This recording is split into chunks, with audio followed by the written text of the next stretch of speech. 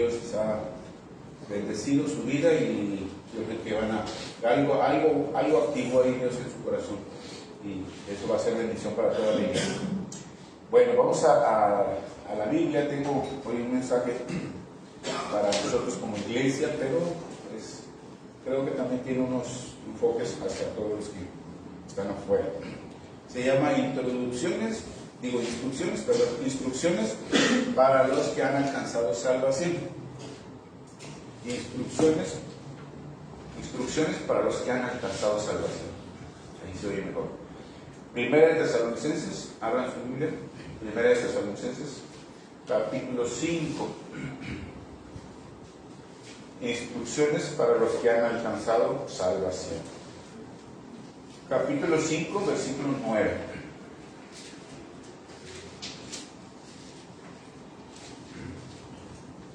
Primera de Tesalonicenses, capítulo 5, versículo 9. ¿Están ahí?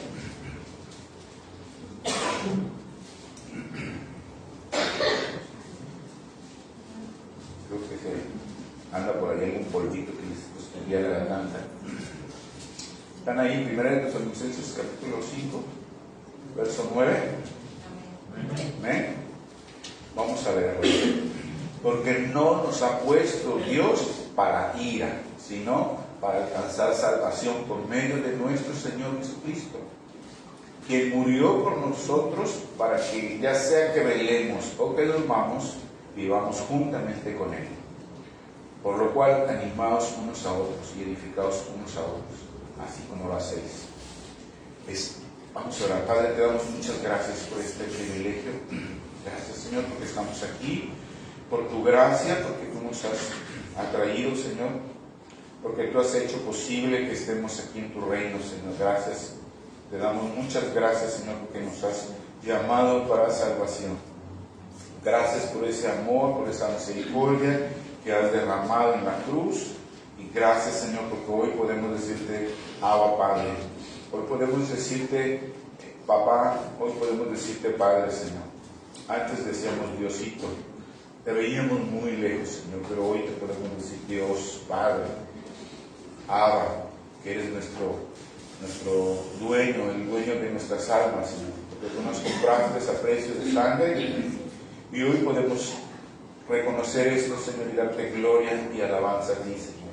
Por eso estamos aquí, Padre, gracias por ese privilegio y te pedimos que en esta hora preparen nuestro corazón para poder entender tu palabra, Señor, en nuestro corazón y podamos nosotros vivirla, ponerla por obra en nuestras vidas, Señor, que podamos bendecir a otros también, Señor. En el nombre precioso de Jesucristo, te damos muchas gracias, Señor, por este tiempo de la palabra. Prepara nuestro corazón, nuestros oídos y ábrenos el entendimiento, Señor. Revela tu palabra en nuestro corazón, Padre, en el nombre precioso de Jesucristo. Y a ti te damos la gloria, la alabanza y todo el honor, que solo tú haces posible todo esto, Señor. En el nombre precioso de Jesucristo te damos gracias. Amén. Amén. Instrucciones para los que han alcanzado salvación. Y quiero partir de un principio básico. Dado que los mensajes que les estoy compartiendo por lo regular tienen dos enfoques. Un enfoque que es hacia la iglesia, es decir, a nosotros, y otro enfoque que va hacia afuera, hacia aquellos que todavía no conocen al Señor. Y me refiero a lo siguiente. Sabemos que existe el mal y existe el bien. Sabemos que existe tanto el bien como el mal. Y estamos conscientes todos de esto. Es decir, que los que no somos ateos sabemos que está el reino de las tinieblas y está el reino de la luz, que es el reino de nuestro Padre Celestial. Sabemos que quien gobierna el reino de las tinieblas es Satanás. Y quien gobierna el reino de la luz, el reino celestial, el reino de Dios, es nuestro Dios, Yahweh, Jehová de los ejércitos. Él es el que reina. Y también sabemos que solo hay dos caminos. Sabemos que hay dos caminos para llegar al cielo, que nos llevan al cielo, a la presencia de Dios. Hay dos caminos, uno que nos lleva a la presencia de Dios y el otro que lleva al infierno. Sí, hay dos caminos solamente, uno que te va a llevar a Dios y el otro que te va a llevar al infierno. que no hay algo intermedio.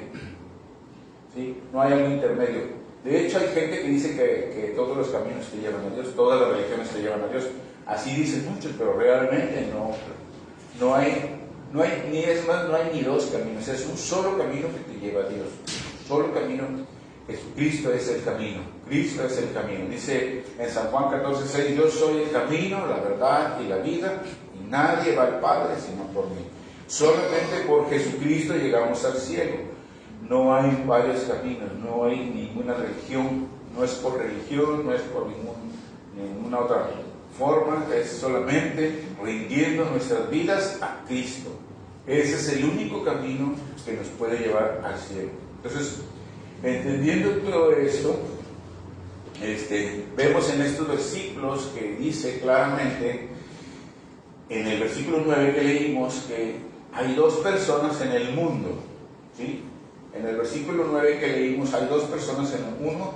Una dice que es para ira y la otra es para salvación. ¿Sí? En el versículo 9 que leímos claramente dice, porque no nos ha puesto Dios para ira, sino para alcanzar salvación por medio de nuestro Señor Jesucristo. Significa que hay dos personas en el mundo, unos que son para ira y otros que son para salvación, para alcanzar salvación. Entonces, dice el versículo que nosotros no hemos sido puestos para ira, sino para alcanzar salvación. Entonces, los que nunca reconocen a Cristo, los que nunca reconocen al Señor como su Salvador de sus almas, es decir, los que no se arrepienten de sus pecados, los que no se entregan sus vidas a Cristo y viven y mueren sin Cristo, mueren en esa condición, son llamados para ira. Estoy hablando de los que nunca reconocen al Señor, de los que nunca reconocen al Señor, y tal vez algunos no han reconocido todavía al Señor, pero hay oportunidad. Los que nunca reconocen y viven y mueren sin Cristo, esos son llamados para ira. Y eso no lo estoy sacando de ningún otro, ni deduciendo, ni nada de eso. Está claro ahí en el versículo que leímos. Está claro lo que dice ahí. Son llamados para ira, los que nunca reconocen al Señor. Los otros que menciona ahí son los que han alcanzado salvación. Son los que han alcanzado salvación. Son los que han rendido su vida a Cristo, los que se arrepienten de sus pecados, los que han entregado su vida completa a Dios por medio de Jesucristo y viven y mueren en Cristo. Esos son llamados para salvación. Y si tú estás aquí, hermano, o estás escuchando por internet, alguien que está escuchando por internet el mensaje, se dan cuenta de que no tienes a Cristo todavía, es tiempo todavía, es tiempo de que podamos reaccionar al llamado, porque solamente puedes pertenecer a un grupo o al otro, a los que son llamados para ira o a los que son llamados para salvación. No hay un tercero, no hay otra opción. Aún hay tiempo para que la persona que escucha el mensaje pueda arrepentirse, pueda volverse al Señor, para que Él pueda entrar en la gloria. Esto es solamente tomar una decisión. Es solamente tomar una decisión de aceptar a Cristo junto con tu cruz y seguirlo. O la otra opción es rechazarlo. ¿Sí? En otras palabras, puedes recibir el mensaje de la salvación, puedes aceptar a Cristo como tu Señor y Salvador, o rechazarlo, rechazar el mensaje y decir que estoy loco, que soy un fanático. Esas son las dos opciones. No hay otra opción, pero ojalá tomes la buena decisión. Ahora, puede ser que tú estás aquí ya y te has arrepentido, o estás escuchando el mensaje, puede ser que ya te has arrepentido, te arrepentiste de todos tus pecados, y has aceptado a Cristo como tu Señor, tu Salvador, y por eso estás aquí. Puede ser. O puede ser que alguien te trajo. Pero no creo que alguien te trajo, porque te trajo Dios. Todos los que están aquí son de Cristo. Pero de repente hay gente que viene por primera vez a la iglesia. O alguien te invita o alguien te lleva. Es porque Dios te está llamando para salvación. Porque necesitas salvación. Y tienes que tomar una decisión. Si alguien te ha compartido el mensaje y no has reaccionado, es el tiempo que Dios está llamando para salvación. Pero si ya eres salvo, si eres de Cristo, es porque ya alcanzaste la salvación. Ya tienes la salvación. Y si tú has alcanzado la salvación, entonces esta salvación que tenemos es una salvación tan grande como dice en Hebreos. Entonces es importante que tomemos nota de todas estas instrucciones que el Señor nos va a hacer por medio del apóstol Pablo. Por eso el título dice instrucciones para los que han alcanzado salvación. Y si tú has alcanzado salvación, entonces tienes que estar atento para que tomes nota de todas estas instrucciones. Es una serie de instrucciones que debemos de cumplir como cristianos nosotros, como cristianos, como hijos de Dios, y no cumplirlas solamente como un requisito, sino que más bien tenemos que cumplir todo esto como un agradecimiento, por agradecimiento de haber alcanzado salvación, porque hay agradecimiento en tu corazón de que eres salvo, de que Cristo está en tu vida, porque estás agradecido porque has sido escogido para esta salvación tan grande. Has sido llamado y escogido para salvación. Y es un privilegio, hermano. Es un privilegio, hermana. El ser cristiano es un privilegio. El ser escogido por el Señor es un privilegio. Pertenecer a Dios, pertenecer al reino de Dios.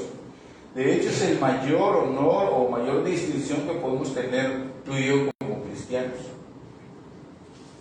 Es el mayor honor y mayor distinción que tú y yo hemos recibido de ser cristianos. A lo mejor no lo has visto así, pero ese es el mayor honor que tú puedes tener. Y lo tienes que atesorar, lo tienes que valorar y tienes que amarlo. ¿Por qué? Porque es un privilegio. Yo les he dicho en algunas ocasiones que habemos más de 7,000 millones, casi ya están llegándole a los 8,000 millones de habitantes en el planeta, de los cuales solamente un 11 o 12% somos cristianos evangélicos. O sea, fíjense la cantidad. Entonces, ¿cómo no va a ser un honor? ¿Cómo no va a ser un...? Ahora, ¿por qué digo esto? Porque nosotros no depende del hombre, depende del Señor. Y de nosotros depende nada más que lo aceptemos. Porque todos ya somos llamados, todos les está haciendo el llamado al Señor.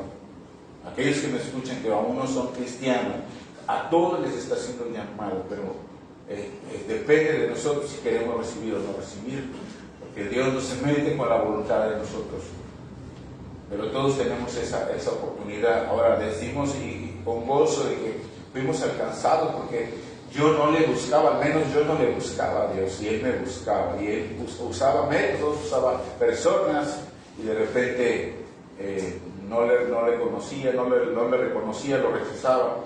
Hasta que llegó un tiempo en el que más hubo la necesidad y la tribulación más fuerte, en el que tuve que clamar a Dios y el Señor llegó a nuestras vidas. Y así está mucha gente, y mucha gente Dios les está llamando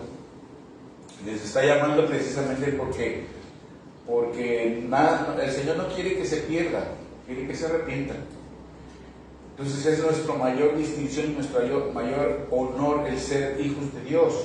Y vamos a un versículo en Lucas capítulo 4. Lucas capítulo 4. Miren, en este versículo, capítulo 4, versículo 25. Versículo 25.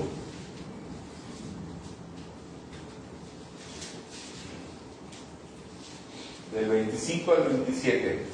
Lucas 4, 25. Dice, ¿ya están ahí? Y en verdad os digo que muchas viudas había en Israel en los días de Elías, cuando el cielo fue cerrado por 3 años y 6 meses, y hubo una gran hambre en toda la tierra, pero a ninguna de ellas fue enviado Elías, sino a una mujer viuda de Sarepta de Sidón. Y muchos leprosos, versículo 27, muchos leprosos había en Israel en el tiempo del profeta Eliseo, pero ninguno de ellos fue limpiado, sino Naamán el sirio. Fíjense, es algo maravilloso cómo es que sucede esto, porque ellas fueron, esa mujer y este hombre, esta mujer, la viuda, fue privilegiada, fue un privilegio, un gran privilegio y una gran bendición que ella pudo recibir de parte de Dios. Y ella lo buscaba, ella no lo buscaba. Pero, porque estaba hablando de Sarepta, de Sidón, era un pueblo que no era de ellos, de los hebreos. Era otro pueblo. Y como dice el Señor ahí, esas son palabras del Señor Jesús, son palabras directas de Cristo, que está haciendo referencia a eso. Dice muchas viudas había en ese tiempo, ¿y por qué solamente fue a esta? ¿Verdad? Ahora, no es que Dios haga acepción de personas, sino que Dios hace el llamado para todos, pero Dios conoce el corazón de cada quien. Cuando nosotros le vamos a recibir, Dios sabe el corazón. Entonces, Él usa sus instrumentos, usa las personas que Él manda, ¿verdad? En este caso manda al profeta Elías, y le dice, ve con esta viuda, que había hambre, había 3 años y medio de hambre, estaban muriendo de hambre todos. Y él va con la viuda ahí en Sarepta de Sidón y le dice, cuando la ve, dice la escritura que ella sale con unos leños a prender el fuego y la ve y dice, dame de beber, dame un vaso de agua. Y él se lo da y lo dice, ahora tráeme algo de comer.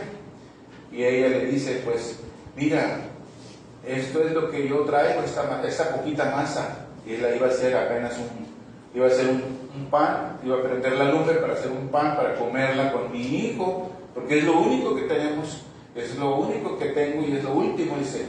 Y él lo iba a hacer ya para comerla y morirnos, porque ella sabía que ya no había más.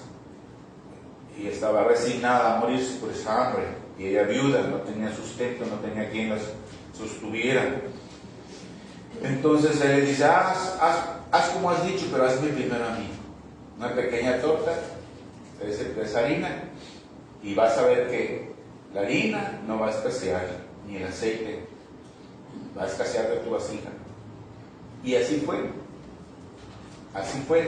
Esa mujer tuvo harina, dice que la harina nunca se escaseó en todo ese tiempo, y el aceite no se escaseó, no se acabó, y comieron ella, su hijo y sus familias, dice él, por todo ese tiempo que estuvo el profeta ahí viviendo con ellos.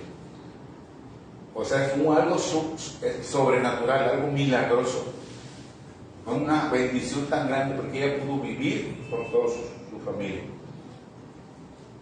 Y cuando ustedes leen esa historia, después viene otra bendición más, cuando a ella se le muere su hijo y el profeta ora y se lo resucita. Y vemos cómo la bendición de Dios viene cuando llega a nuestras vidas. Es un privilegio, es un honor grande, es una bendición tan grande que a veces no la valoramos. El profeta Eliseo igual, el profeta Eliseo en el tiempo del profeta Eliseo vemos que oró por el sirio Naamán. Naamán era un sirio de Siria y era un general del ejército. Nada que ver con Dios, pero Dios tiene misericordia y Dios le manda un mensaje por una muchachita que era una criada, una sirvienta de ellos, del palacio, y le dice que en Jerusalén hay uno que lo puede sanar, que era Eliseo. Y entonces él pide cartas al rey y va con el rey de Israel, de Jerusalén, y les pone y dice, yo qué voy a hacer contigo, si no, vete con el profeta Eliseo. Y va con Eliseo y Eliseo le dice, ve al río y métete 7 veces en el agua y vas a salir sano. Y así sucedió. Fue sano de la lepra. La lepra era una enfermedad, ya les he comentado en otras ocasiones, enfermedad incurable, y era una enfermedad fea porque la gente era apartada del resto de las personas, tenían que vivir aislados. Y era algo feo porque vivían aislados, separados de su familia. Y Dios trajo esa bendición sobre este hombre. Fue un privilegio para él, para Naamán, el sirio. Fue un privilegio que Dios llegara a su vida. Y así, por eso es que tú y yo somos escogidos para salvación. Es un privilegio estar aquí, es un privilegio adorarle, es un privilegio conocerle, es un privilegio venir a instruirte en la palabra, es un privilegio venir a alabarlo. Es un privilegio que a veces lo hacemos a un lado, por cualquier cosa, quiero decir tontería, pero ya le dije. Porque a veces sí hay cosas que tenemos que hacer. Hay cosas que pues sí son de necesidad, pero se pueden hacer muchos cambios para darle prioridad a nuestro Dios, darle prioridad a buscarle, a conocerle al Señor. Pero es porque nosotros no hemos valorado lo que tenemos. No valoramos lo que tenemos. Si lo vemos de esta perspectiva, y por eso es que les comento estos ejemplos, tenemos que valorar más quiénes somos en Cristo y quién es el Señor, porque Él es el que te ha dado salvación. Ahora volvamos nuevamente al texto que leímos al principio de 1 Tesalonicenses, versículo 9. 1 Tesalonicenses capítulo 5, versículo 9. Y esa salvación que tú y yo tenemos que atesorarla. Y aquellos que todavía no han alcanzado salvación, hay oportunidad todavía, hay oportunidad de que se vuelvan a Dios por medio de Cristo. No hay otro camino, es por medio de Cristo. Simplemente que se arrepientan de sus pecados, simplemente que le pidan perdón al Señor y empiecen a conocerlo, leyendo su palabra, leyendo la Biblia, orando, pidiéndole a Dios que los dirija. Y Dios los va a ir acomodando dónde van a estar. Pero necesita que nazca de su corazón, que lo quieran. Dice 1 Tesalonicenses capítulo 5 y versículo 9, que leímos hace ratito, dice: porque no nos ha puesto Dios para ira, sino para alcanzar salvación por medio de nuestro Señor Jesucristo, ¿sí? Quien murió por nosotros para que ya sea que velemos, o sea que estemos todavía viviendo, o que durmamos, o sea que ya hayamos muerto, vivamos juntamente con Él. Acuérdense que, por lo cual dice: animados unos a otros y edificados unos a otros, así como lo hacéis. Acuérdense que el Señor Jesucristo, el apóstol Pablo, habla en el capítulo 4 de Tesalonicenses, de 1 Tesalonicenses, de la segunda venida de Cristo. Y esto le dice que los muertos en Cristo resucitarán primero, ¿verdad? Capítulo 4, versículo 3 en adelante. Que los muertos en Cristo resucitarán primero, y luego los que hayamos quedado, seremos transportados, seremos levantados y transformados en las nubes con el Señor, juntamente, para estar con Él siempre, para siempre. Entonces, ahí habla de la segunda venida de Cristo, habla del rapto, de cuando viene el Señor por su pueblo, por su iglesia. Y ya sea que las personas que hayan muerto, si estuvieron en Cristo, siempre firmes, fieles al Señor, y van a resucitar para irse al cielo. Ese es nuestro destino. Y hay dos caminos, como les dije al principio: al cielo o al infierno. Si la persona murió en Cristo, al cielo. Pero si la persona lo negó, lo rechazó y nunca lo aceptó, pues no hay otro camino. Eso que hablan de que el purgatorio no es real, eso es donde viene en la Biblia. Sáquenlo de la Biblia, nunca lo van a encontrar. Eso es algo que el hombre inventó para como dice, minimizar la conciencia de las que se quedan aquí, de las personas. O a veces eso es una doctrina errónea y falsa, porque hace que las personas tengan una falsa esperanza. Si están mal, no le hacen, me muero y las que quedan aquí me ayudan a salir de ahí. Y eso no es real, eso no es cierto. Eso no viene en la Biblia. La Biblia dice que nada más hay dos caminos y esa decisión tienes que tomarla en vida. Por eso es que la persona que se le ha hecho un mensaje, que se le ha llamado y ha rehusado, tiene esta otra oportunidad, se está escuchando. Tiene esta otra oportunidad porque si uno se muere hoy o mañana, solamente hay esos dos destinos y tenemos que comparecer ante el Padre.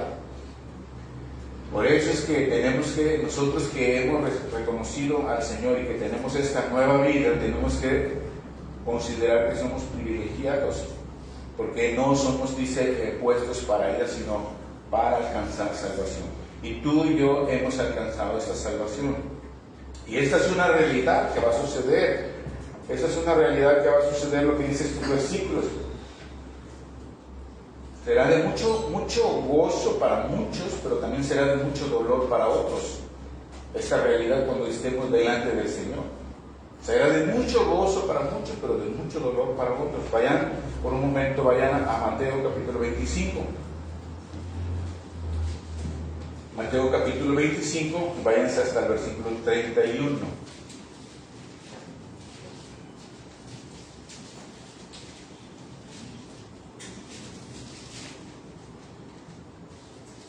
Estas palabras que vamos a leer son palabras directamente de la boca de Cristo.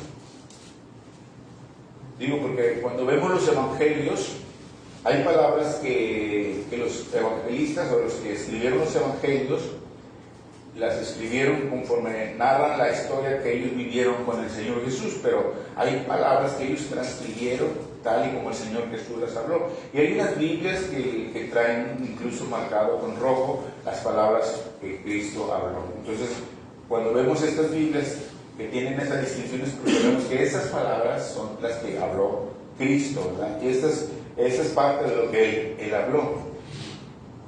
Mateo 25, versículo 31 dice: cuando el Hijo del Hombre venga en su gloria y todos los santos ángeles con Él, entonces se sentará en su trono de gloria. Dice: y serán reunidas delante de Él todas las naciones, y apartará los unos de los otros como aparta el pastor las ovejas de los cabritos. Y pondrá las ovejas a su derecha y los cabritos a su izquierda. Entonces el rey dirá a los de su derecha: venid, benditos de mi Padre, heredad el reino preparado para vosotros desde la fundación del mundo. Porque tuve hambre y me disteis de comer, tuve sed y me disteis de beber, fui forastero y me recogisteis, estuve desnudo y me cubristeis, enfermo y me visitasteis, en la cárcel y vinisteis a mí. Entonces los justos le responderán diciendo: Señor, ¿cuándo te vimos hambriento y te sustentamos? ¿O sediento y te dimos de beber? ¿O cuándo te vimos forastero y te recogimos? ¿O desnudo y te cubrimos? ¿O cuándo te vimos enfermo o en la cárcel y vinimos a ti? Y respondiendo el rey les dirá: de cierto os digo que cuando lo hiciste a uno de estos hermanos más pequeños, a mí me lo hiciste. Entonces dirá también a los de la izquierda: apartaos de mí, malditos, al fuego eterno, preparado para el diablo y sus ángeles. Porque tuve hambre y no me diste de comer, tuve sed y no me diste de beber, fui forastero y no me recogiste, estuve desnudo y no me cubriste, enfermo y en la cárcel y no me visitasteis. Entonces también ellos le responderán diciendo: Señor, ¿cuándo te vimos hambriento, sediento, forastero, desnudo, enfermo o en la cárcel y no te servimos? Entonces le responderán diciendo: de cierto os digo que en cuanto no lo hiciste a uno de estos más pequeños, tampoco a mí me lo hiciste. E irán estos al castigo eterno y los justos a la vida eterna. Qué tremendas palabras, hermanos, qué tremendas palabras, porque son palabras de Cristo directamente. Y qué tremendas palabras, porque son palabras de juicio.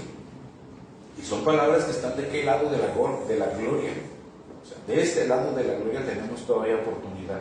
Pero de qué lado de la gloria, cuando ya estemos en su presencia, ya no se puede arrepentir la persona. Tristemente ya no puede haber ni un cambio de su destino. Es una falsedad lo que a muchos les enseñan, que después de ahí puedes cambiar, pero no. Pues eso está bien fácil. Hacemos todo lo que queremos en la vida, le damos vuelo a la hacha, pecamos deliberadamente, nos morimos y mis familias me rescatan. ¡Qué padre! Así no es la cosa. Es en vida.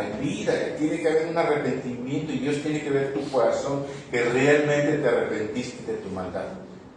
Si es así, entonces Dios ve tu corazón y sea lo que hayas hecho, Dios te perdona. Pero si realmente es un arrepentimiento genuino, porque a veces la gente nada más de boca, pero tiene que haber un arrepentimiento genuino, que cuando tú haces esa oración y entregas tu vida a Cristo, tu vida cambia, ya no vas a hacer lo mismo, porque fue genuino, que hubo un cambio en tu corazón y Dios se va a empezar a guiar por su camino. Esa es la realidad de todos nosotros, de los que hemos reconocido al Señor y que le buscamos con nuestro corazón, pero dentro de la iglesia, siempre les he dicho, hay muchos que no lo han hecho todavía, porque siguen en el mismo pecado, siguen en la misma situación. ¿Sí? Y digo esto para que los que escuchen que no son de Cristo sepan que es una realidad. O sea, aunque estemos un montón en la iglesia, hay muchos que todavía no han hecho esa transición, porque necesitan arrepentirse de su corazón y entregar su vida a Cristo y dejar que Dios obre. Mientras estamos vivos hay oportunidad. Hay oportunidad, porque ya después de la muerte ya no. Dicen en Hebreos también que después de la muerte el juicio.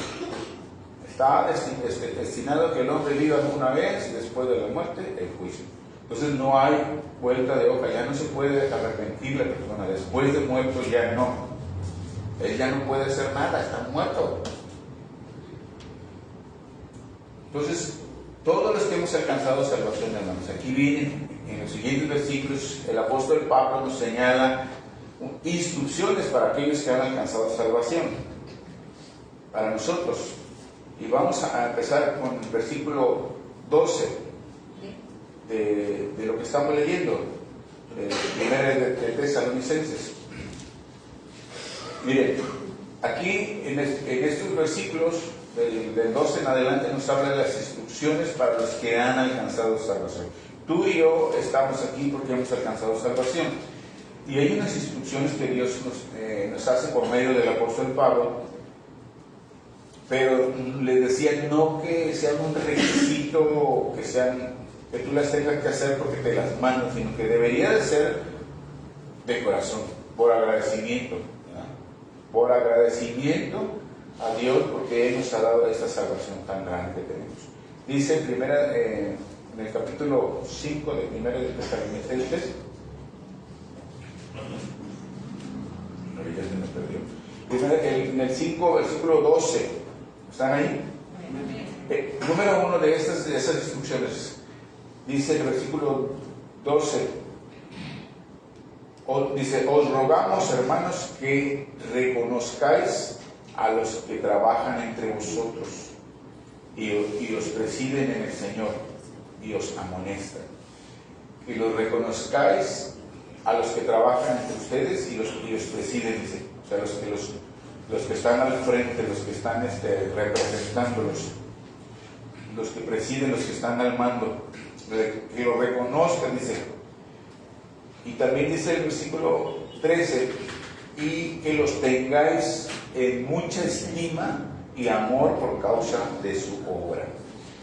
Que los tengáis en mucha estima y amor por causa de su obra. O sea, tenemos que reconocer las autoridades. Ese es el punto.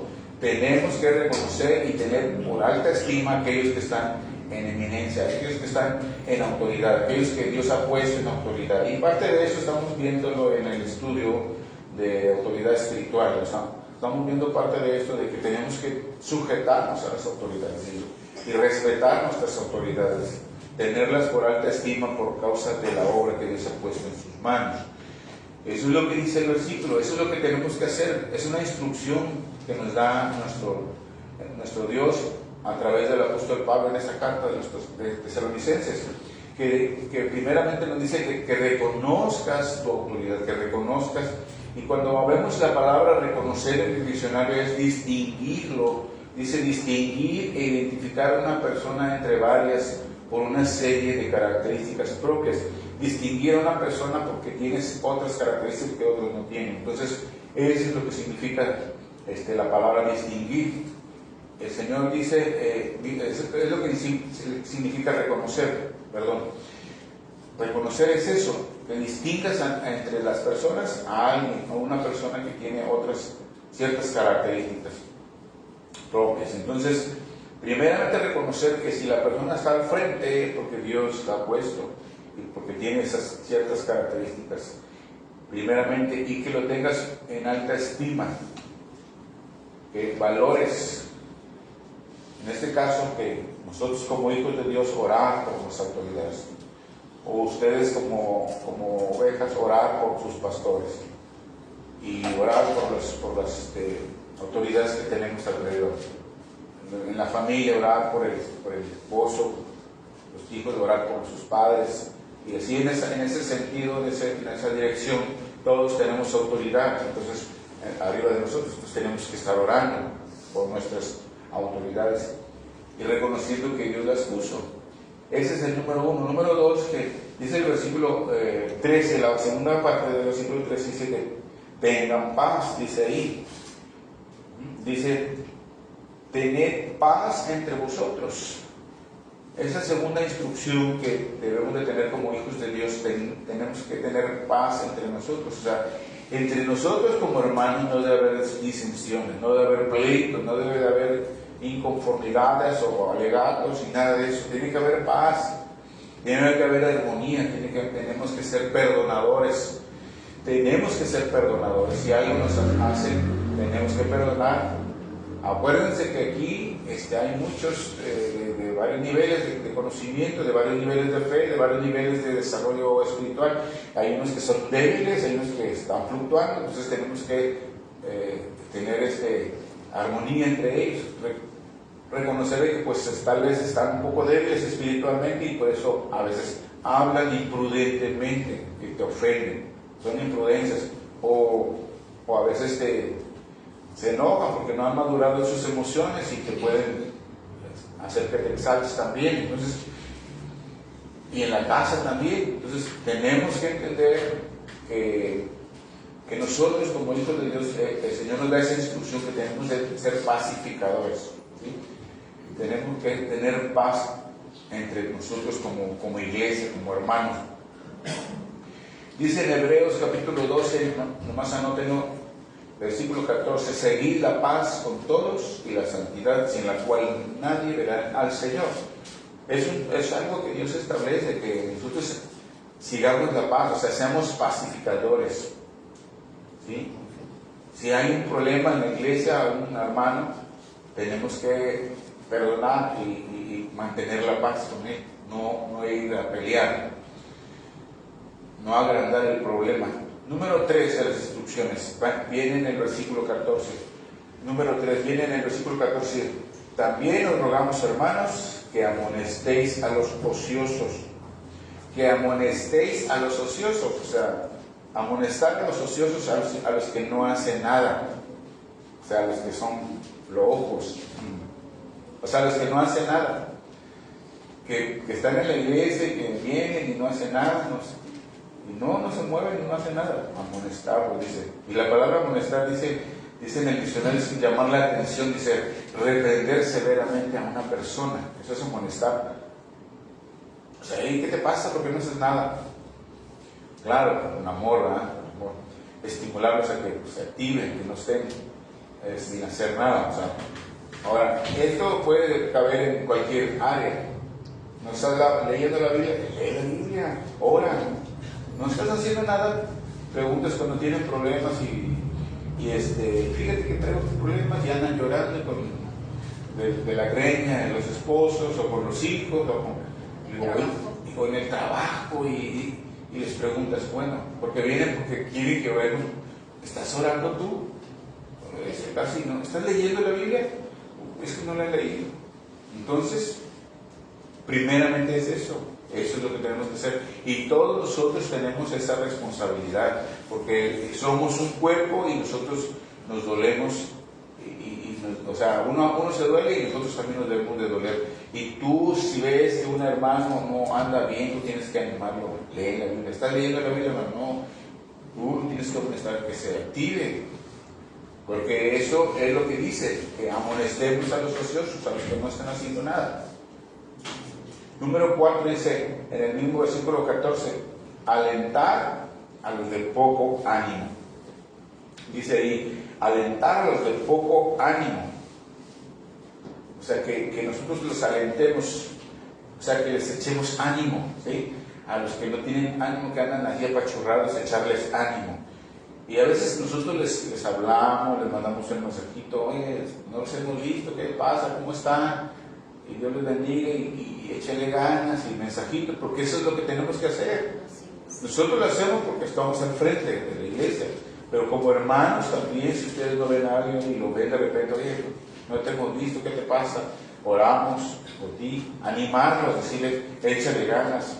Eso es alentar a los que ya no tienen ánimo.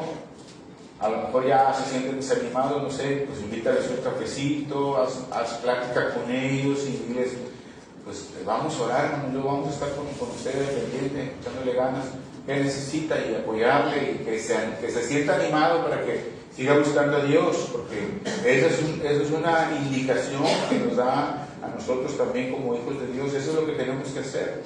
Acuérdense que son las indicaciones para los que hemos alcanzado salvación. Estas son actividades que a nosotros nos corresponde como iglesia, como hijos de Dios. Alentar a los de poco ánimo. Y la palabra alentar es infundir fuerzas, es estimular y animar a seguir adelante. Eso es lo que tenemos que hacer. Estimularlos así, échale ganas. Tú vas a poder, nosotros vamos a estar hablando, pero échale ganas. Empieza a leer esto y esto y esto y vas a ver que Dios te va a fortalecer. Y luego le hablas, oye, ¿cómo te fue? No, fíjate que sí lo leí y oré y fíjate que ya me siento mejor. Gloria a Dios. ¿Por qué? Porque tú estás activando, lo estás estimulando a que le eche ganas.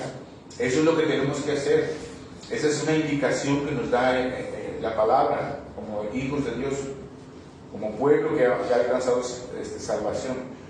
Número 5, dice ahí mismo en el versículo 14, dice que sostengáis a los débiles. Que sostengáis a los débiles. Sostener a los débiles es también ayudarle a aquellos que están apenas empezando, que apenas están conociendo y a veces no saben cómo decidir o no entienden algunas cosas. Tú tienes que ayudarles, tienes que apoyarlos. O sea, si tú tienes un poquito más madurez, tienes que apoyarlos. Eso es sostener a los débiles, a los que no tienen mucho crecimiento espiritual. Sostener, en la palabra, en el diccionario dice mantener a alguien en una posición de pie para que no se caiga o tambalee. O sea, tú lo tienes que mantener de pie. Si la persona se quiere caer, si la persona se anda de ahí, si quiere caer, tú levántalo, ¿sí? Esa es nuestra función. Esa es otra indicación que tenemos como pueblo de Dios. Números 6. Entonces tenemos que sostener a los débiles, como dice en Gálatas, sobrellevar las cargas unos por otros. O sea, esa es nuestra función. Entonces número 6 dice en el versículo 14, seamos pacientes para con todos, ¿verdad? En el número 6, seamos pacientes. Primero, en el otro, veíamos que estableciéramos la paz, ¿verdad? Y ahorita dice que seamos pacientes unos con otros. Si se dan cuenta, aquí van implícitos los frutos del Espíritu Santo. Van implícitos los frutos del Espíritu Santo, que les he estado compartiendo la serie de los frutos del Espíritu Santo, y vemos que aquí ya se está viendo el amor, ya se está viendo la paz, y se está viendo la paciencia. Tenemos que ser pacificadores, pero también tenemos que ser pacientes. Dice aquí que nosotros debemos de tener paz ser pacientes unos con otros, dice el versículo. Ser pacientes unos con otros. ¿Sí? O sea, ¿qué significa ser pacientes? Tolerar, soportar a los demás. ser pacientes unos con otros. Tenemos que soportar las flaquezas, las debilidades, las influencias a veces de otros. O sea, ¿cómo es? Perdonando, orando por ellos. Eso es lo que tenemos que hacer. Número 6. Número 7. Dice el versículo 15. Mirad que ninguno pague a otro mal por mal.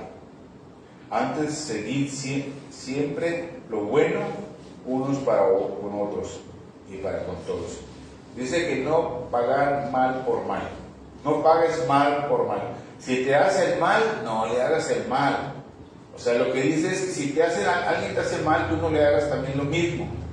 O sea, no pagues mal por mal. Nosotros sabemos que Dios quiere que seamos buenos porque Él es bueno. Entonces, y Él quiere que nosotros lo representemos aquí en la tierra. Si tú haces la misma maldad que te hace, entonces ¿cómo lo vas a representar? O sea, estás haciendo lo mismo que otras personas hacen. La Biblia dice en Romanos que debemos de vencer el mal con el bien. No seas vencido por el mal, dice, sino más bien vence el mal con el bien. Y es algo importante que tenemos que aprender, porque Jesús mismo lo enseñó. Veamos por un momento en Mateo capítulo 5.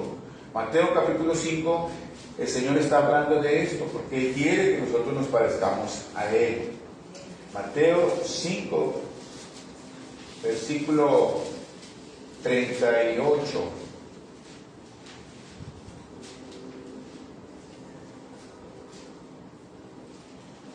Mateo 5, 38. Miren lo que dice aquí el Señor.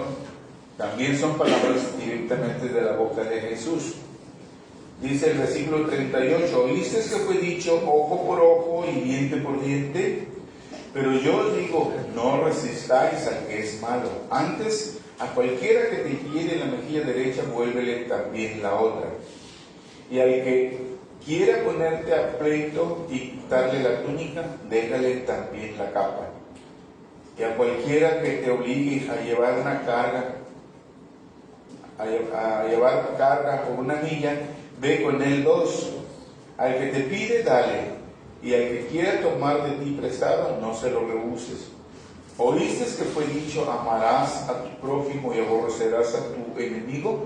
Pero yo os digo, amad a vuestros enemigos, bendecid a los que os maldicen, haced bien a los que os aborrecen y orad por los que os ultrajan y os persiguen, para que seáis hijos de vuestro Padre que está en los cielos, que hace salir su sol sobre malos y buenos, y que hace llover sobre justos e injustos.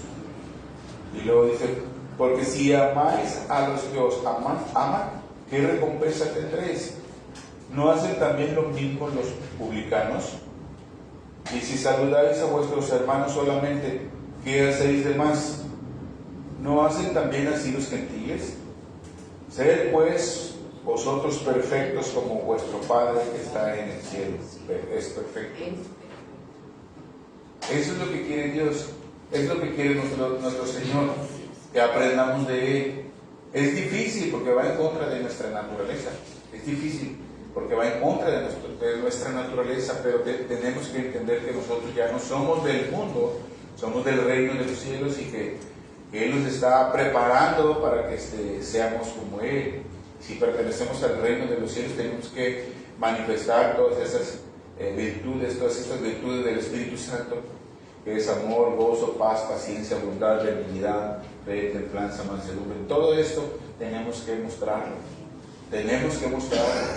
Y tenemos que trabajar en su reino de esta forma, con estas instrucciones que Él nos muestra, porque hemos alcanzado salvación, y no por un requisito a fuerzas, porque lo tienes que hacer y lo tienes que hacer, sino por agradecimiento. O sea, porque tú sabes que has alcanzado una salvación tan grande que otros no la tienen, y que tú eres privilegiado de estar en su reino, y tu corazón debe de ser agradecido y decir, Señor, yo te sirvo en lo que tú quieras, y yo voy a hacer esto que tú me estás mandando, ¿verdad? Son instrucciones para nosotros que hemos alcanzado la salvación. Número 8. Dice en el número 8, la instrucción número 8, en el versículo 16, dice estar siempre gozosos. ¿Sí? Ahí nada más dice estar siempre gozosos. Estar siempre gozosos. No dice otra palabra más que te manda o te dice como instrucción que siempre estés gozoso. ¿Qué significa? Que estés feliz. Que seas feliz, que estés feliz. Pero ¿por qué el cristiano no es feliz? ¿Por qué el cristiano no manifiesta el gozo? ¿Por qué el cristiano anda a veces, y algunos dicen, anda arrastrando la cobija? ¿Por qué andan así con el ceño así como caído, como tristes, afligidos, ponchados, angustiados? ¿Por qué? Si Él dice, Señor, sean gozosos, sean felices. Porque no entendemos, es lo que vuelvo a repetir, no entendemos lo que ya tenemos, esta salvación tan grande que tenemos. Con eso es suficiente para tener gozo.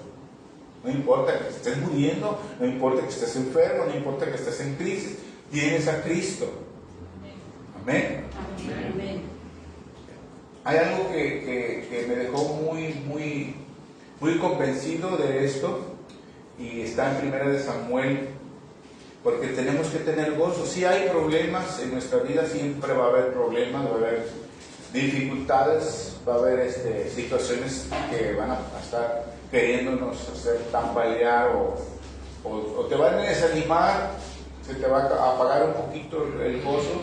Por ejemplo, la muerte de un familiar pues no es algo que te dé gozo, claro que no. La muerte de un familiar o pues alguien que lo meten en la cárcel, o cuestiones económicas, o una enfermedad crítica, o sea, claro que no. Pero tenemos que entender el sentido de esto. O sea, sobre todas las cosas tienes lo mejor, ¿verdad? Y como he compartido algunos ejemplos de los mártires, que el gozo para ellos era el morir por Cristo. Y sabían cómo iban a morir. Iban a ser quemados vivos. Pero ellos querían hacerlo. O sea no les digo esto porque es algo muy trágico y muy drástico, pero era su gozo, porque ellos amaban tanto al Señor que ellos ya no les importaba nada de lo demás. Nosotros estamos tan arraigados en la tierra y tan arraigados a nuestro propio yo y a nuestros propios beneficios que no nos da mucho gozo las cosas celestiales. Entonces, eso se lo digo como algo para que ustedes su mente la abran y vean que realmente nos debe de gozar ser hijos de Dios, nos debe de gozar estar en el reino de Dios. Pero cuando vemos algunos ejemplos, como en el caso de Ana, 1 de Samuel, capítulo 1, en el capítulo 1 es el cántico de Ana, ese es el cántico de Ana. Ustedes recuerdan a Ana, en el capítulo 2, en el versículo 1, capítulo 2, versículo 1, de Samuel, de 1 de Samuel, ¿están ahí?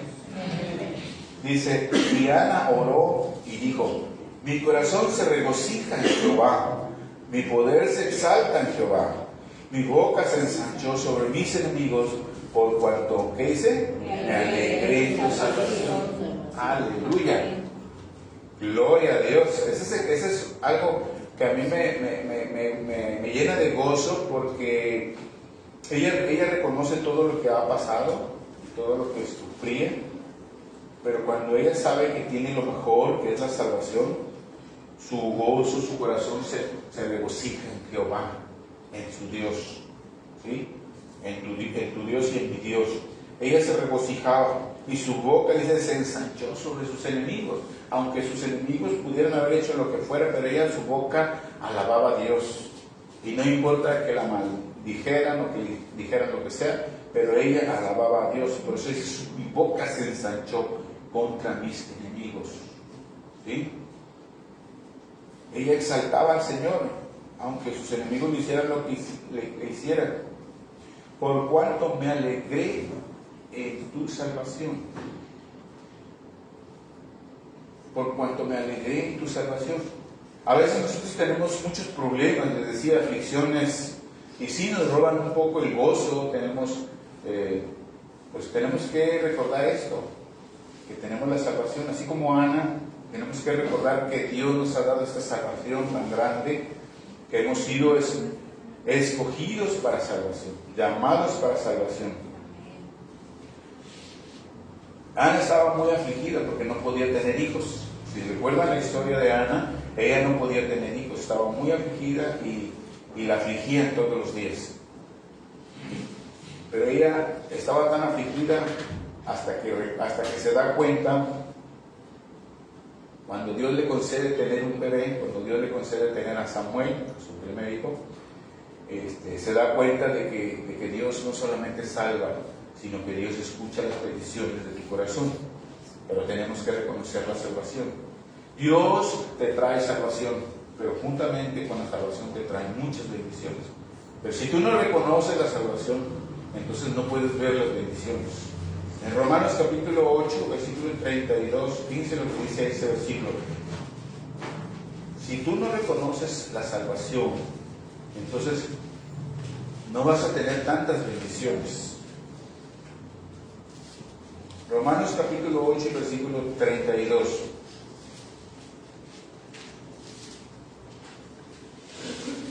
Ya están ahí, 8:32. Dice, el que no escatimó, está hablando de Dios, ¿verdad? El que no escatimó ni a su propio hijo, sino que dice, lo entregó por todos nosotros. Y luego hace una pregunta, ¿cómo no nos dará con él todas las cosas? Aleluya. ¿Quién lo entiende? Si lo entiendes, debes de gozarte, debes de glorificar al Señor. Si lo entiendes en tu espíritu, debes de gozarte y debes de glorificar al Señor. Decirle, gracias, Señor. Gloria sea tu nombre, Señor. Aleluya, gloria a Dios. ¿Por qué no le alabas al Señor con tus palmas? ¿O no le recibes en tu espíritu? Hermano, es algo glorioso. El Señor te va a decir, si Él te dio a su Hijo, ¿por qué no te va a dar todo lo que tú necesitas? O sea, si te dio a lo mejor, que era su Hijo, ¿cómo no te va a dar juntamente con Cristo todo lo que te hace falta para que tú seas feliz, para que tú te goces? O sea, es algo que a veces no lo entendemos, lo leemos y no lo captas. Es para que tengas gozo, para que el gozo no te vaya. No pierdas tu gozo, hermano. Ese es tu gozo. Tienes la salvación. Ese es nuestro mayor gozo. Instrucción número 9. Dice en el versículo 17, orar sin cesar. ¿Qué significa orar sin cesar? Orar sin parar. Entonces, ¿cómo es que podemos orar sin parar? Tenemos que comer, tenemos que dormir, tenemos que trabajar. Pero, ¿qué significa esto de orar sin parar? Qué bueno fuera, ¿verdad? Que estuviéramos orando así, orando y adorando al Señor. No sé si se han dado cuenta, en estos días hay un avivamiento en Estados Unidos, en la Universidad de Asbury, Kentucky. Empezó el día 9, creo, y esto no ha parado, llevan 10 días adorando al Señor, día y noche, en oración y adorando al Señor. Estamos orando que Dios siga prendiendo ese fuego de adoración, de estar buscándole, de estar en su presencia, no solo ahí, sino que se extienda para todas partes. Está yendo mucha gente ahí, de muchos lugares ahí, y están filas para llegar al auditorio, se están turnando, porque la presencia de Dios está, y día y noche están adorando al Señor. Es algo maravilloso, Dios está haciendo cosas, pero a veces nosotros no nos damos cuenta. ¿Sí? No se habían dado cuenta, ¿verdad? Está con todo eso. Y quisiéramos que Dios hiciera algo también por acá, pero necesitamos buscarle en oración y ser fieles al Señor. Dios puede obrar, Él es soberano, donde quiera puede obrar, Él es soberano. Entonces, orar sin cesar significa que en todo momento tú estés orando. O sea, que tú vas al trabajo, tú estás orando, vas a hacer algo, tú oras, vas a comer, tú oras, vas a dormir, tú oras. No te vas a quedar ahí horas y horas orando, pero sí vas a orar. Entonces, eso significa que tú estás orando sin cesar. Vas en la calle y vas manejando y ves un accidente, Señor, ten misericordia de esa gente. Señor, ayúdales que salgan bien, pero que te conozcan, que clamen, si hay heridos que clamen. Señor, vas por acá y ves que alguien se está peleando, Señor, con paz, manda a tus ángeles, Señor. O sea, tú estás orando en todas circunstancias, ves una noticia como lo que pasó en Turquía y estás orando. O sea, no te quedas sin orar. Orar sin cesar significa que tú estás orando en todo momento. Hay gente que ni ora para nada, necesita comer y ni ora. Entonces, ¿para qué oramos? Como quiera, Dios ya lo bendijo. Pues sí, pero eso es reconociendo que tienes de comer. Hay gente que en África que se están muriendo de hambre con una jícara así en la mano, los niños, esperando que alguien les ponga algo ahí se quedan muertos y se ponen. Aquí hay una fotografía donde el bebé estaba ya bien indurado, sin flaco, era puro huesito, pero indurado, ya se murió, ahí se quedó y la jícara nunca le soltó. Era una jícara de guaje, y así porque esperando que alguien le llevara, y con la carita así angustiada de que hambre. Y estaba muerto. Entonces, cuando ves esas imágenes, gente se está muriendo así, tú tienes un plato de comida y ¿por qué no le das gracias a Dios? Un plato de frijoles, ¿por qué le dices gracias, Señor? Porque yo tengo y hay gente que no tiene. Ahorita en Turquía se están muriendo de hambre también porque no hay cómo le hagan para trabajar y para comer y todo eso. Señor, ten misericordia. Y nosotros no somos agradecidos. Entonces no oramos. Hay muchos motivos para orar. Por eso la Biblia dice orar sin cesar. Tú y yo que hemos alcanzado salvación, tienes que estar orando siempre. Siempre. En todo momento. Todo motivo es para orar. Y número 10 de las instrucciones, viene el versículo 18. Dice, dar gracias en todo, porque esta es la voluntad de Dios para con vosotros en Cristo Jesús. Dar gracias en todo. Tienes que dar gracias en todo. Y acabo de decir un motivo para dar gracias. ¿Tienes comida? Da gracias a Dios. O sea, vas a comer, da gracias a Dios. Señor, a veces estamos acostados cuando andamos cansados y nos acostamos y sentimos las camas y gracias por esta cama, Señor. Estamos orando, mi esposa y yo estamos, gracias porque tenemos esta cama, Señor. Y hay gente que duerme en el piso, abajo de los puentes, en cartones, Señor. Ten misericordia de ellos. Y sientes a gusto cuando andamos en la sierra, que hemos sentado nosotros a veces en la sierra, a veces sirviendo a Dios por allá y te tienes que dormir donde sea, en el piso, así en el suelo, ahí con los moscos, con los ratones y con las cucarachas y todo, pero tú andas sirviendo a Dios y pasas un tiempo por allá y llegas todo molido y llegas a tu casa, ay, gracias Señor por esta casa. Y desde que vamos entrando a hogar, dulce hogar, gracias Señor. Porque valoras todo lo que tienes. Y tenemos que valorar todo lo que tenemos. Aunque sea poquito, tú tienes que valorar y darle gracias a Dios. Dice el versículo, dar gracias en todo. Ahora, en todo significa que si tienes un problema, ¿también vas a dar gracias a Dios? Claro. Si tienes una tribulación, una enfermedad, ¿vas a dar gracias a Dios? Claro. En todo, dice la Biblia en todo. Cuando dice todo, es todo. No dice nada más cuando te sientas bien padre, cuando estés... ¿Por qué? Porque eso te va a llevar a buscarle más. Señor, gracias por esta tribulación, porque a través de esta tribulación yo me rendí a ti, Señor, más, y hoy estoy buscándote con más fuerza, Señor. Si no hubiera pasado por esto, a lo mejor ya me hubiera perdido. Y por eso es que das gracias en todo. Porque aún en los problemas, en las luchas, también das gracias a Dios. Número 10 dice, en el versículo 18, 11, en el versículo 19 dice, no apaguéis el espíritu. Dice que no apaguéis el espíritu. O sea, ¿cómo es que se apaga el espíritu? El espíritu está dentro de nosotros, pero nosotros a veces lo apagamos.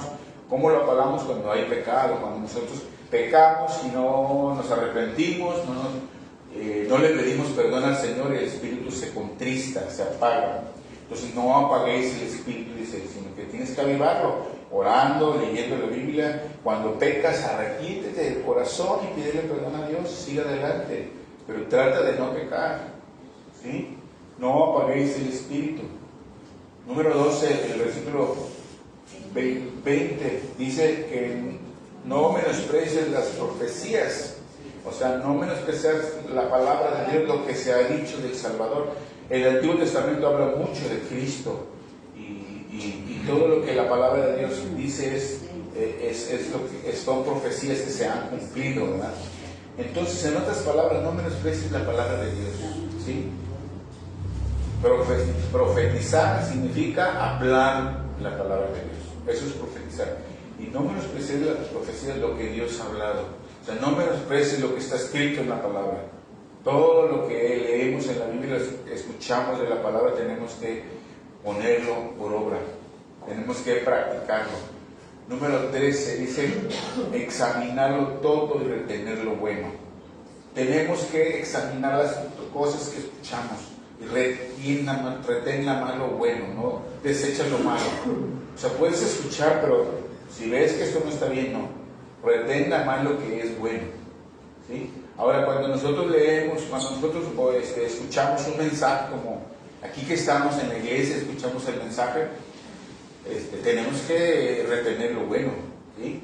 Porque como hombres fallamos, y ahorita que en la iglesia hay muchas doctrinas erróneas y muchas falsedades, y se están compartiendo cosas que nada que ver con la escritura, entonces la gente pues tiene que leer, o sea, tiene que escudriñar la palabra, porque hay muchos que no leen la Biblia. Entonces ese es el problema del cristianismo actualmente, que van a la iglesia y les comparten el mensaje y todos se comen y no saben si es sana doctrina o no, pero ellos no entienden porque no leen la Biblia. Entonces, ¿cómo vas a entender tú, cómo vas a retener lo bueno si no lees la Biblia? Tienes que leer la Biblia todos los días. Yo les he dicho, léanla, si hay algo que yo les estoy compartiendo que no está, pues pueden decirme, ya cuando aparte, oiga, hay algo que no entendí porque ahí en la Biblia no he visto esto, y acá usted lo dijo así, entonces ya pues, lo platicamos. Pero si no leen la Biblia, ¿cómo se van a dar cuenta? Si yo lo que les estoy diciendo es real o no. Este tipo de predicaciones son expositivas, y entonces pues es una porción de la escritura, entonces es más difícil desviarse. Entonces, pero como quiera, hay cosas que a veces salen y no están bien, entonces usted tiene que escudriñar. La Biblia dice en el libro de los Hechos, el capítulo 17, en el capítulo 17, versículo 10, dice que cuando llegaron allí, dice, inmediatamente los hermanos enviaron de noche a Pablo y a Silas hasta Berea. Y luego dice, y ellos, habiendo llegado, entraron en la sinagoga de los judíos, ahí en Berea. Y luego el versículo 11 dice, y estos, o sea, los de Berea, eran más nobles que los que estaban en Tesalónica, pues recibieron la palabra con toda solicitud, escudriñando cada día las escrituras para ver si estas cosas eran así. Los de Berea eran gente que eran muy diligentes y que querían realmente saber si era cierto lo que los apóstoles iban compartiendo de la palabra, porque ellos iban compartiendo el evangelio. Cuando ellos escucharon, a ver, vamos a ver, y empezaron a indagar, a escudriñar las escrituras para ver si realmente lo que ellos estaban hablando estaba bien. Eso es lo que tenemos que hacer, hermano. Eso es lo que tienes que hacer tú y yo cuando escuchamos el mensaje, cuando escuchamos la palabra. Hay gente que tiene buena costumbre de traer una libretita y anotar, y es buena costumbre. Hay gente que cuando está en su casa las empieza a escudriñar otra vez, empieza a rumiar la palabra como las vacas. Pero es bueno, es bueno. O sea, tú la masticas aquí, la estás comiendo, pero sigues en tu casa como las vacas rumiándola y le sacas mucho más provecho, porque las vacas creo que tienen, no sé si 5 o 7 estómagos, alguien puede saber, yo no sé, pero algo sé que tienen varios, creo que 4. Bueno, entonces, y es por eso, si ustedes ven una vaca, siempre están mastique, todo el día, aunque hayan comido de hace 2 horas o 3 horas, están mastique, están así. Entonces yo me preguntaba por qué, porque dicen que cuando mastican, se lo pasan, y luego lo regresan del estómago otra vez, y lo vuelven a masticar, y luego se lo pasan, y lo vuelven a masticar al otro estómago, y así, hasta que va pasando hasta el último estómago, ya pasa el intestino, pero ya bien licuadito, porque no le pueden sacar el jugo que necesita. Imagínense, el zacate se hace carne. ¿Cómo es que se hace carne el zacate? Pues ellos lo hacen, pero tienen que llevar ese proceso, y tienen que masticarlo. Eso se llama rumiar. Están rumiando y rumiando. Y así hay hermanos que tienen esa costumbre, están rumiando la palabra. O sea, la reciben y en su casa la empiezan a sacar otra vez y empiezan a ver. Y acá y sacan la Biblia. Eso es lo que deberíamos de hacer, hermano. Pero la verdad, desafortunadamente la iglesia no lo hace, solamente unos cuantitos. Y gloria a Dios por lo que lo hacen, porque eso es tener hambre y conocer más al Señor. Y eso es lo que te va a hacer que no te desvíes de la sana doctrina. Dice retener lo bueno, escudriñarlo todo y retener lo bueno. Y por último, dice 14, abstenerse de todo lo malo. O sea, te tienes que abstener de lo malo. Si tú sabes que esto es malo, abstente de eso. ¿Por qué? Porque nosotros tenemos... Ahora no me digas que no sabes qué es malo y qué es bueno. Y hay de aquel que le diga a lo malo bueno y a lo bueno malo, dice la Escritura. Hay de aquel que a lo malo le llame bueno y a lo bueno le llame malo. Porque nosotros tenemos, aunque no conozca la Escritura, todo ser humano tiene un discernimiento. Tiene un discernimiento, tiene un albedrío libre que puede saber, porque tenemos nuestra conciencia todavía viva, activa, que podemos saber que esto es malo y que esto es bueno. Aunque aquella persona no conozca la Escritura, van a ser juzgados por su propia conciencia. Entonces, nosotros con mayor razón sabemos que está bien y que está mal. Entonces, por eso tienes que abstenerte de lo malo y tomar solamente lo bueno. Entonces, hermanos, estas son las instrucciones para todos nosotros que hemos alcanzado salvación. Y como les había dicho, no las hacemos como un requisito obligatorio, o sea, sino más bien como con gratitud de nuestro corazón por la salvación que nos ha dado el Señor. Entonces, cuando nosotros sabemos esta salvación tan grande que tenemos, nosotros tenemos que actuar de esa forma y cumpliendo con todos estos requisitos, porque es bendición para cada uno de nosotros como hermanos.